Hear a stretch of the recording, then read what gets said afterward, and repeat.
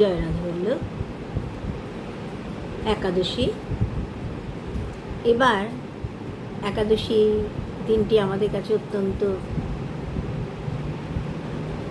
আনন্দের দিন। প্রত্যেক একাদশী আমাদের কাছে অত্যন্ত আনন্দদায়ক। আর এই একাদশীর বিশেষত্ব, এই একাদশী তিথিতে ঝুলন যাত্রা শুরু।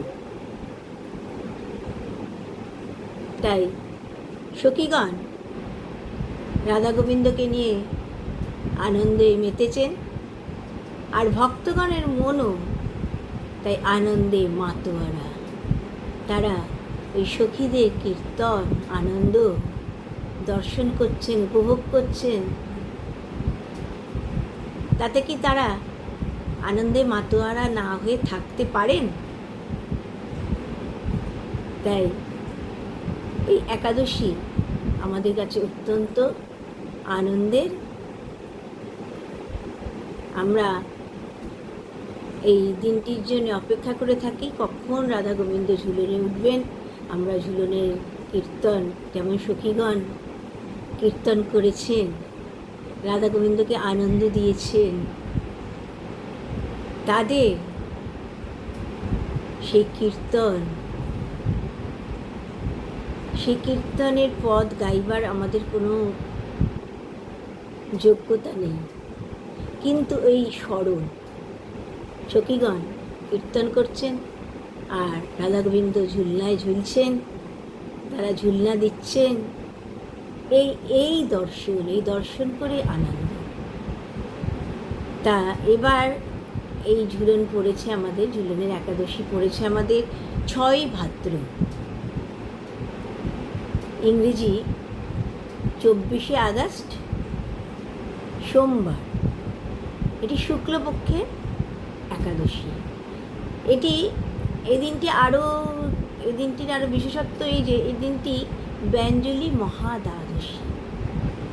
8টি মহাদ্বাদশী আছে আমরা জানি। সেই 8টি মহাদ্বাদশীতে একাদশী ব্রত ওই দ্বাদশীর দিন পালন করতে হয়, দ্বাদশীর দিন একাদশীর ব্রত পালন করতে হয়, এমন কথাই হরিভক্তি বিলাস গ্রন্থে বলা হয়েছে। তাই এটি ব্যঞ্জলি মহাদ্বাদশী, আমরা একাদশী ব্রত পালন করব। আর পরের দিন পারণ সকাল 5:53 মধ্যে, পরের দিন পারণ 5:53 মধ্যে। তো এই দিনটি ঝুলন যাত্রা শুরু। সখীগণ আনন্দে মাতোয়ারা, তারা ঝুলনের পথ কীর্তন করছেন, রাধা গোবিন্দকে ঝুলনায় বসিয়ে তারা ঝুলনের গান গাইছেন। তা আমাদের তো গলায় সুরও নেই, আর আমাদের তো কোনো ভক্তিও নেই, তথাপি ওই স্মরণ, তথাপি প্রচেষ্টা, যদি একটু করতে পারি, যদি একটু করে আমি রাধা গোবিন্দকে আনন্দ দান করতে পারি,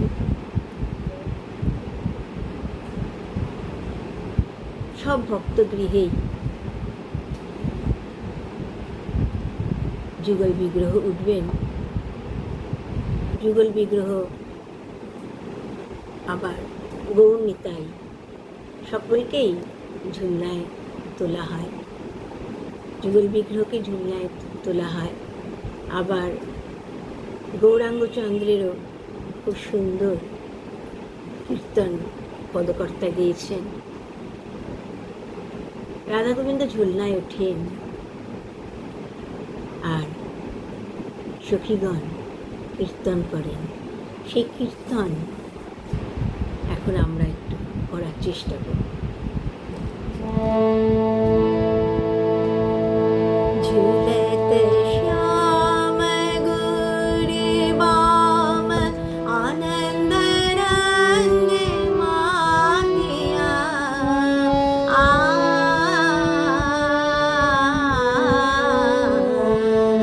ঝুলতে শ্যাম গুরি বাম আনন্দ রঙ্গ মাতিয়া।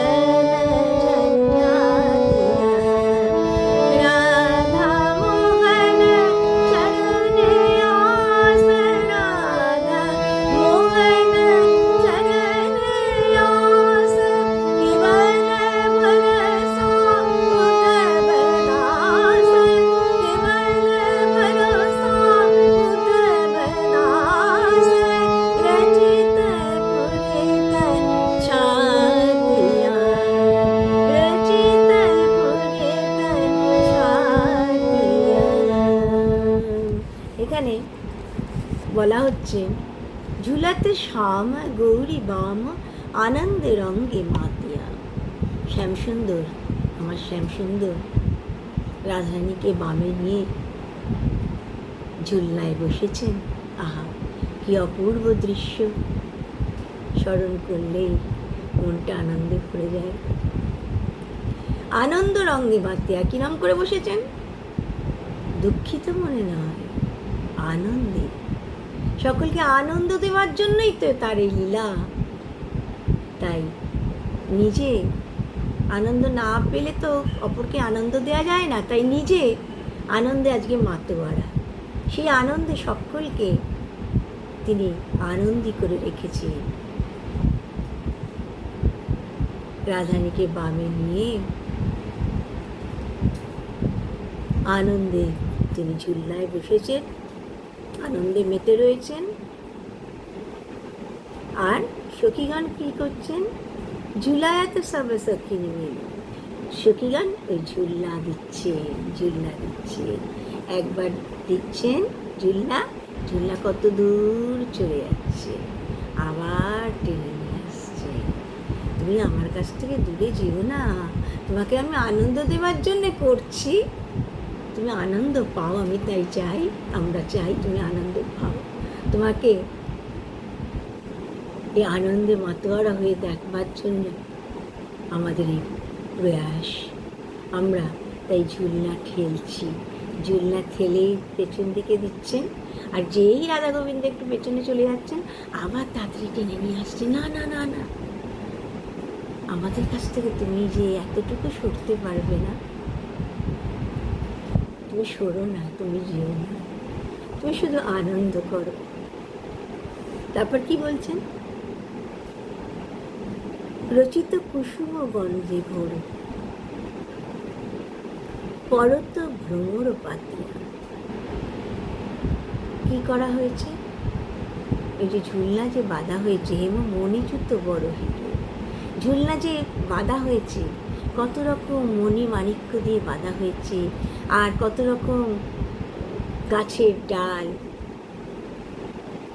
পাতা, এইগুলো ওই ঝুলনার যে দড়িটা, ওই দড়িটা ঝুলনার দেখা যাচ্ছে না, সেটাকে এমন সুন্দরভাবে সজ্জিত করা হয়েছে।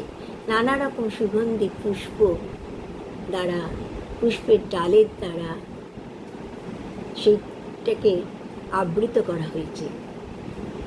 আর ওই ফুলের গন্ধে শুধু ওটাকে আবৃত করা হয়নি, পুরো ঝুলনাটাকে সাজানো হয়েছে ফুল দিয়ে। রচিত কুসুম গন্ধে ফুল, ঝুলনাটাকে সাজানো হয়েছে ফুল দিয়ে, সুগন্ধি ফুল দিয়ে। তাই ভ্রমর ছুটে ছুটে আসছে, ফুলের গন্ধ, একে ফুলের গন্ধ, তারপর রাধা গোবিন্দকে দর্শনের আকাঙ্ক্ষা, ভ্রমর ছুটে ছুটে আসছে। নবীন লতায় জড়িত ডাল, বৃন্দা বিপিন শোভিত ভালো, চাঁদ উচর রাতে। নবীন লতা দিয়ে ওই ওই ডালটাকে জড়িয়ে দেওয়া হয়েছে। তাই চাঁদ ভাবছেন কি, আমি কি একটু দর্শন করতে পারবো না? এমন করে তোমরা পুষ্প দ্বারা আবৃত করে দিয়েছো ঝুলনাকে, তাহলে আমি কি একটু দর্শন করবো না? আমার তো দর্শনের বড় আকাঙ্ক্ষা। তাই চাঁদ উকি ঝুঁকি মারছে, উকি ঝুঁকি মারছে।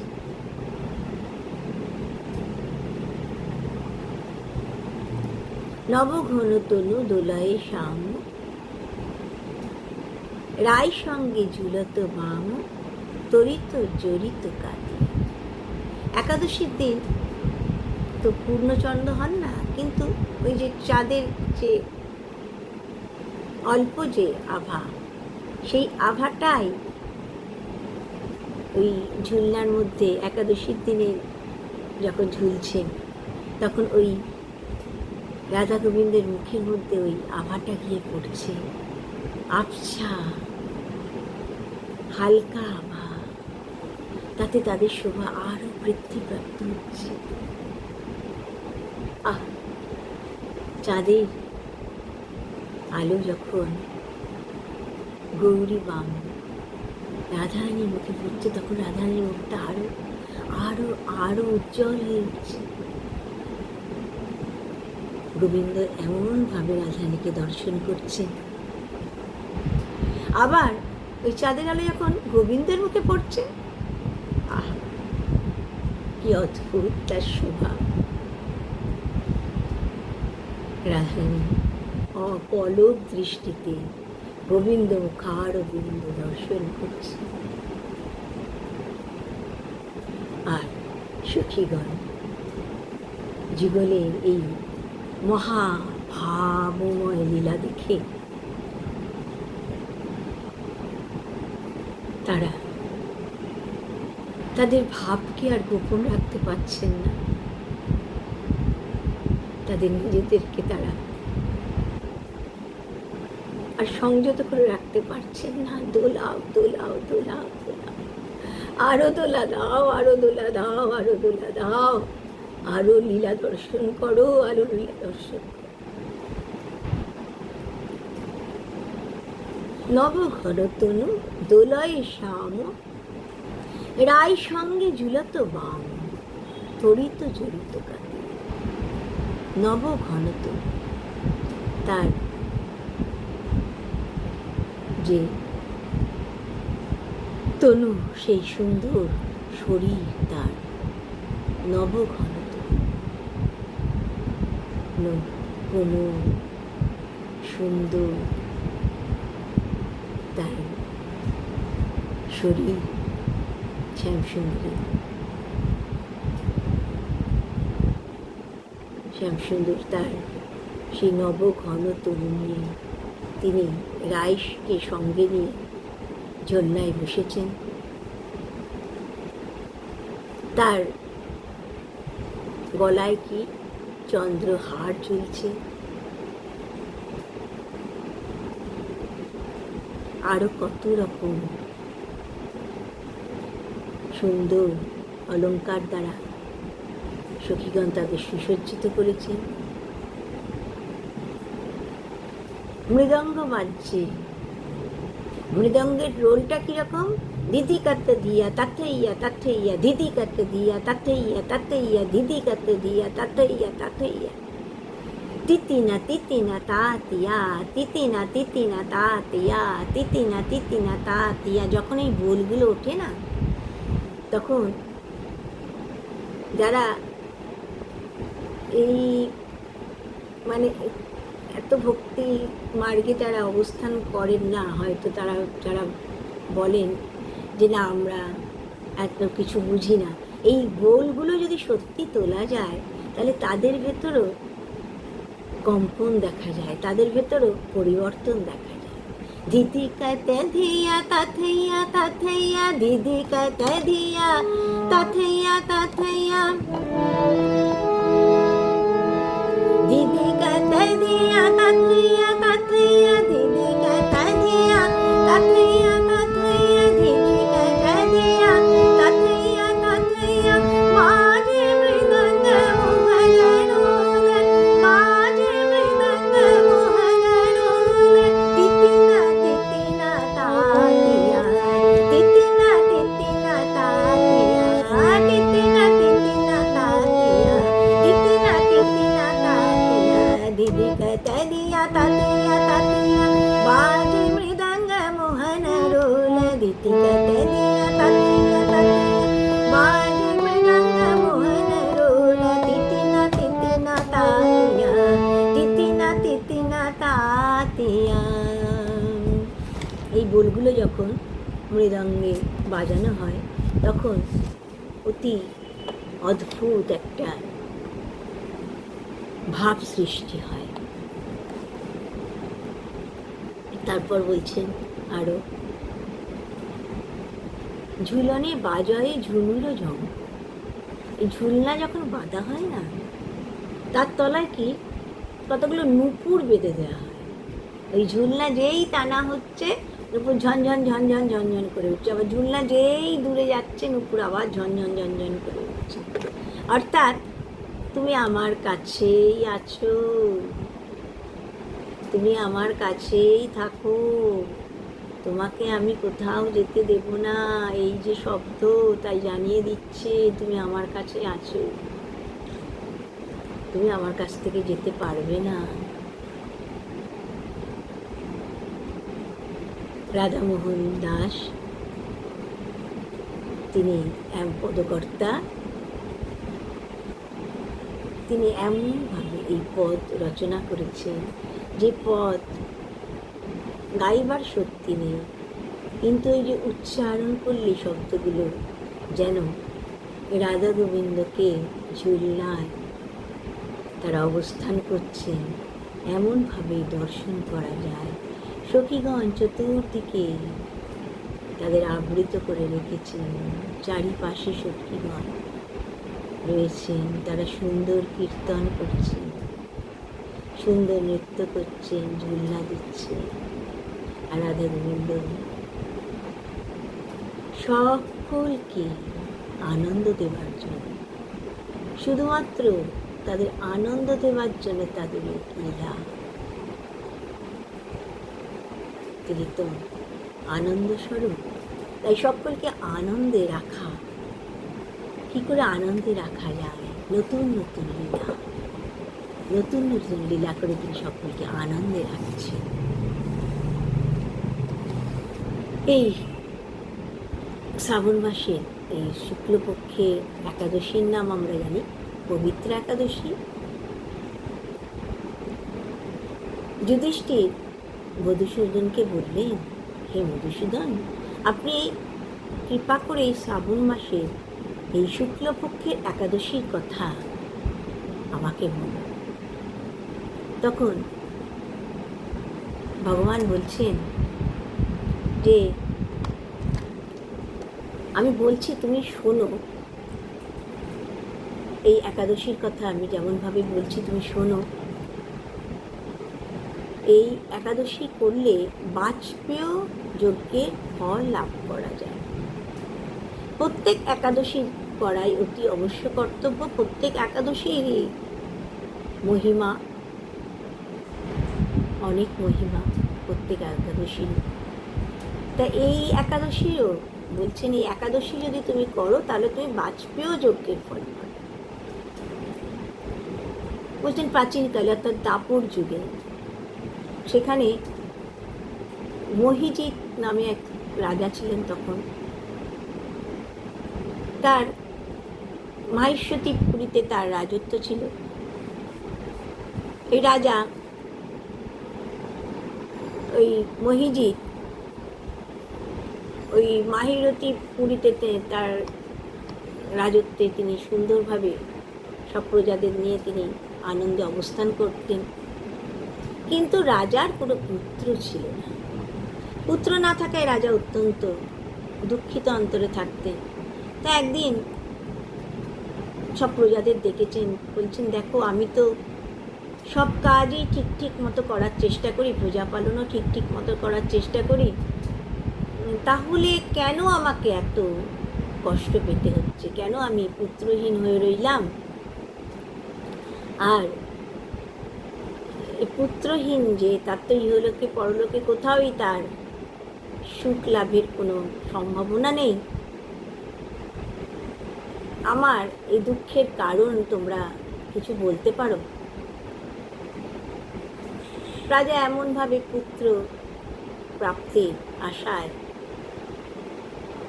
এমনভাবে বহু কাল অতিবাহিত করলেন, কিন্তু রাজার ভাগ্যে পুত্র লাভ ঘটল না। তখন রাজার এই অবস্থা দেখে রাজার যারা মন্ত্রী সভাসদ ছিলেন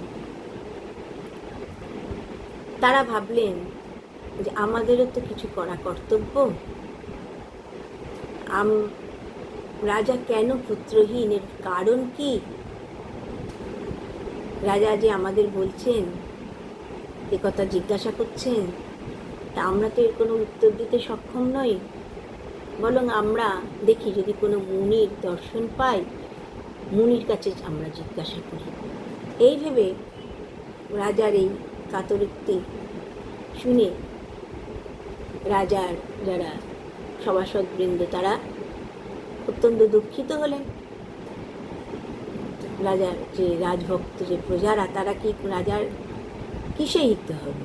এই জন্যে তারা ওই গভীর বনে প্রবেশ করলেন। কোনো মুনি ঋষির যদি দর্শন পাওয়া যায় তাহলে তাকে জিজ্ঞাসা করা যায়। তা জঙ্গলে, গভীর জঙ্গলে তারা যখন প্রবেশ করেছেন, তখন তারা ওই লোমশ মুনির দর্শন পেলেন, মহা তপস্বী লোমশ মুনি। তা বলা হয়েছে ব্রহ্মার এক কল্প অতিবাহিত হলে ওই লোমশ মুনির একটি লোম পরিত্যক্ত হয়। ব্রহ্মার এক কল্প অতিবাহিত হলে তার একটা লোম পড়ে। সেই মুনিকে দর্শন করেছেন তারা। তারা তো অত্যন্ত আনন্দিত, মুনিবরের চরণে প্রণাম জানালেন। জানিয়ে তার মুনিকে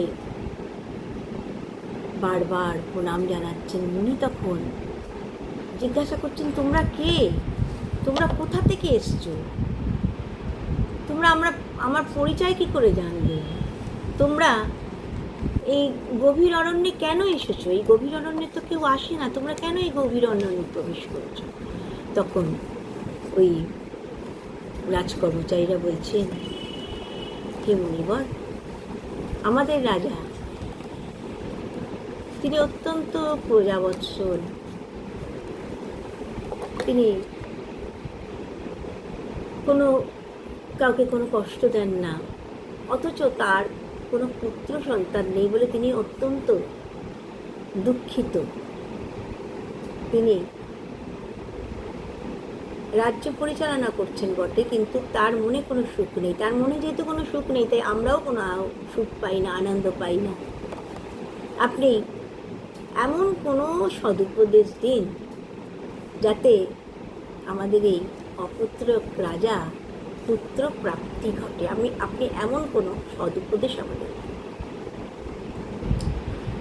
তা তখন ত্রিকালজ্ঞ মুনি তো ধ্যানস্থ হলেন। ধ্যানস্থ হয়ে দেখলেন এই রাজা পূর্বজন্মে একজন দরিদ্র বৈশ্য ছিলেন। তা তিনি একসময় ওই গ্রামে গ্রামে ভ্রমণ করে বাণিজ্য করতেন। ওই বাণিজ্য করতে করতে এই জ্যৈষ্ঠ মাসের শুক্লপক্ষের দ্বাদশীর দিন দুপুরবেলা তিনি খুব পিপাসার্ত হয়ে পড়লেন। তা যখন পিপাসার্ত হয়ে পড়েছেন, তখন সামনে একটা জলাশয়ে দেখে তিনি সেখানে জলপান করতে গেলেন। কিন্তু সেই সময় ওই জলাশয়ে একটি গাভী তার বৎসদের নিয়ে জলপান করাচ্ছিল। কিন্তু তিনি ওই গাভীটিকে বা বৎসটিকে সেখানে থাকতে দিলেন না, তাদের তাড়িয়ে দিলেন। তিনি নিজে জলপান করবেন বলে তাদের তাড়িয়ে দিলেন। তখন ওই গাভীটি রাজাকে অভিশাপ দিলেন যে তুমি পুত্রহীন হবে। তার জন্যই রাজা পুত্রহীন হয়েছে।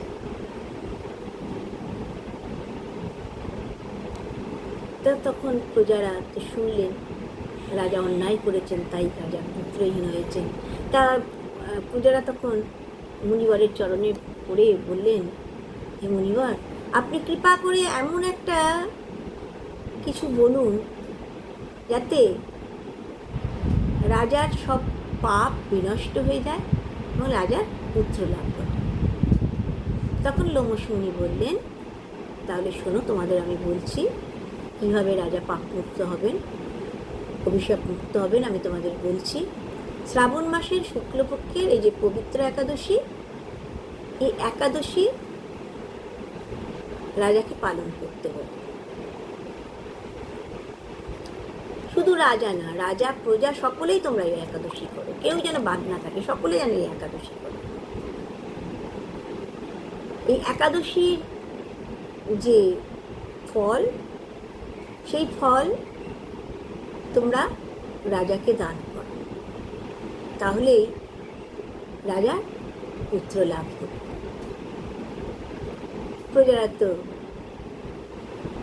রাজ্যে ফিরে গেলেন, গিয়ে রাজাকে সব বললেন। রাজা, রানী এবং রাজ্যের সকলে মিলে এই ব্রত করলেন।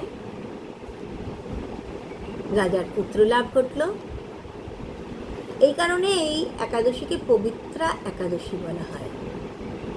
বলা হচ্ছে যে এই একাদশীর ব্রত মাহাত্ম্য যদি শোনা যায় তাহলে ইহকাল পরকালে সুখ সম্পদ ধন জন লাভ করা যায়। শুধু তাই নয়, কৃষ্ণচরণে একান্ত ভক্তি লাভ করা যায়, এমন কথাই বলা হয়েছে। তাই এই একাদশীর দিন আমরা প্রত্যেক একাদশীতেই যেমন আমরা একাদশী পালন করে থাকি, সেরকম একাদশী পালন করব। আর সাথে সাথে সখীরা যেমনভাবে কীর্তনের মধ্যে দিয়ে তাদের অন্তরে ভালোবাসা রাধা গোবিন্দের চরণে উজাড় করে দিয়েছেন, সেই সখীদের সেই ভাব স্মরণ করে আমরাও চেষ্টা করব। গলায় সুর না থাকলে কি হবে, তার কৃপাতেই সুর আসে। আমরাও চেষ্টা করব রাধা গোবিন্দকে গানে গানে সুরে সুরে আনন্দ দেবার জন্য। জয় রাধা, জয় গুরু, জয় নিত্য।